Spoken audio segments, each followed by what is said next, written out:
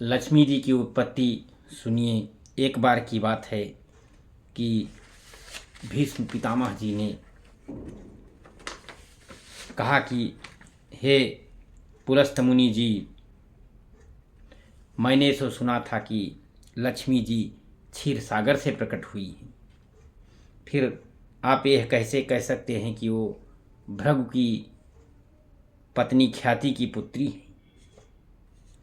तो पुलस्त मुनि ने कहा कि राजन, ये जो तुमने मुझसे पूछा है, लक्ष्मी जी का जन्म समुद्र मंथन से है। ये बात मैंने भी ब्रह्मा जी के मुख से सुनी हुई है। एक समय की बात है, दैत्यों और दानवों में बड़ी भारी सेना लेकर के देवताओं पर चढ़ाई कर दी और युद्ध में दैत्यों के सामने देवता परास्त हो गए। तब इंद्र आदि सभी देवताओं ने अग्नि को साथ लेकर के ब्रह्मा जी के शरण में जा कर के कहा कि ये दैत्यों ने मेरी दुर्गति करी है। और अपना जब सारा हाल ब्रह्मा जी को ठीक ठीक सुनाया, तब ब्रह्मा जी ने कहा कि तुम लोग भगवान की शरण में चलो। यह कहकर वे संपूर्ण देवताओं के साथ क्षीर सागर के उत्तर तट पर गए। भगवान वासुदेव को संबोधित करके बोले कि विष्णु, शीघ्र उठे और इन देवताओं का कल्याण कीजिए। आपकी सहायता न मिलने से दानव इन्हें बार बार हरा देते हैं। और ऐसा कहने पर कमल के समान नेत्र वाले भगवान अंतर्यामी पुरुषोत्तम ने देवताओं के शरीर को जो अपूर्व अवस्था थी उसको देख करके कहा कि देवगण, मैं तुम्हारे तेज की वृद्धि करूँगा। मैं जो उपाय बतलाता हूँ तुम उसे करो। दैत्यों के साथ मिलकर के सब प्रकार की औषधियाँ ले जाओ और उन्हें क्षीर सागर में डाल दो। फिर मंदराचल पर्वत को मथानी बना करके और वासनी नाग को रस्सी बना करके समुद्र का मंथन करो। उससे जो अमृत निकलेगा, इस कार्य में तुम लोगों की मैं सहायता करूँगा। समुद्र का मंथन करने पर जो अमृत मिलेगा उसका पान करने से तुम लोग बलवान हो जाओगे और अमर हो जाओगे। दयोग से भगवान के ऐसा कहने पर संपूर्ण दैत्यों के साथ संधि करके वे अमृत निकालने के लिए चल दिए। और इस प्रकार देवताओं के देखते देखते भगवान लक्ष्मी जी श्री हरि के वक्षस्थल में चली गईं और भगवान से बोली कि देव, आप कभी मेरा परित्याग न करिए। संपूर्ण जगत के प्रीतम, मैं सदा आपके आदेश का पालन करती हूँ और अपने वक्षस्थल में आप मुझे अपना स्थान दीजिए।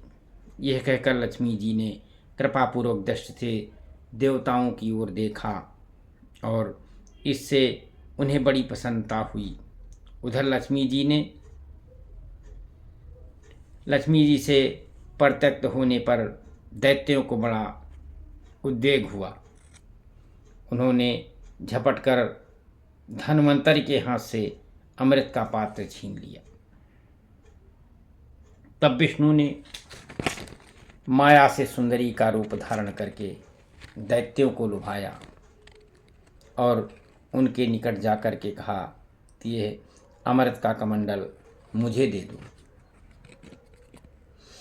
उस त्रिभुवन रूप सुंदरी नारी को देखकर दैत्यों का हृदय काम से मोहित हो गया और वे काम के वशीभूत होकर के उन्हें चुपचाप अमृत का कलश दे दिए। और सुंदरी के हाथ में आने पर उनका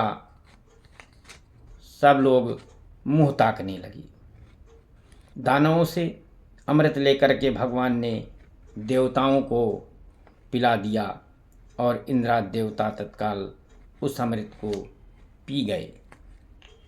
ये देखकर दैत्यगण भांति भांति के अस्त्र शस्त्र और तलवारें लेकर देवताओं पर टूट पड़े, परंतु देवता अमृत पी करके बलवान हो चुके थे। उन्होंने दैत्य सेना को हरा दिया। देवताओं को मार पड़ने पर दैत्यों ने भागकर चारों दिशाओं में शरण ली और कितने ही पाताल में घुस गए।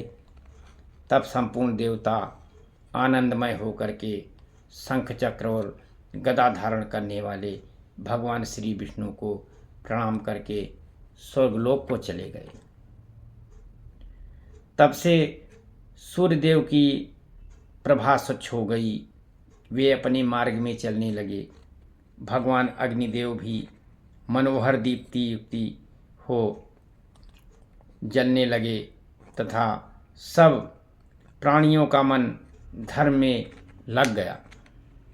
भगवान विष्णु से सुरक्षित होकर के समस्त तीन लोक में संपन्न सभी लोग कुशल से रहने लगे। उस समय समस्त लोकों को धारण करने वाले ब्रह्मा जी ने देवताओं से कहा कि हे देवतागण, मैं तुम्हारी रक्षा के लिए भगवान विष्णु को तथा देवताओं के स्वामी उमापति महादेव को नियुक्त करता हूँ। वे दोनों तुम्हारे योगक्षेम का निर्वाह करेंगे। तुम सदा उनकी उपासना करते रहना, क्योंकि वे तुम्हारा कल्याण करने वाली हैं। यूँ कह करके भगवान ब्रह्मा अपने धाम को चले गए। उनके जाने के बाद इंद्र ने देवलोक की राह ली। तत्पश्चात श्रीहरि और शंकर जी ने अपने अपने धाम वैकुंठ और कैलाश में जा कर के निवास करने लगे। तदंतर देवराजेंद्र तीनों लोकों की रक्षा करने लगे। महाभाग इस प्रकार लक्ष्मी जी क्षीर सागर से प्रकट हुई थी। यद्यपि वे सनातनी देवी हैं, तो भी एक समय भृगु की पत्नी ख्यात के गर्भ से भी उन्होंने अपना जन्म ग्रहण किया था। यह कथा मैं आपको पद्म पुराण की संक्षिप्त कथा के माध्यम से सुना रहा हूँ और इसको सुन करके हमें आशा है कि आप लोग बहुत आनंदित होंगे। अब मैं आपको रामचरितमानस की गाथा रविवार और सोमवार को सुनाऊंगा, जिसकी कथा आगे इस प्रकार है, जो कि भगवान के नारद के मोह की कथा होगी। श्रीमन्नारायण नारायण हरि हरि, लक्ष्मी नारायण नारायण हरि।